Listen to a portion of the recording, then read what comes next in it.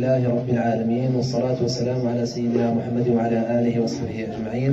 اللهم اجعل جمعنا جمعا مباركا مرحوما، واجعل تفرقنا منه يا مولانا تفرقا سالما موفقا، ومن الشر والشيطان معصوما، ولا تجعل اللهم فينا ولا منا ولا معنا شق ولا محروما. اللهم أجرنا من النار بعفوك، وأدخلنا الجنة برحمتك يا عزيز يا غفار. ربنا لا تدع لنا في مجلسنا هذا ذنبا إلا غفرته، ولا عيبا إلا سترته، ولا هما إلا فرجته، ولا مريضا إلا شفيته، ولا مسجونا إلا أصلحته وأطلقت سراحه، ولا ميتا لنا إلا رحمته، ولا مسافرا في بحرك وبرك وجوك إلا حفظته وسلمته.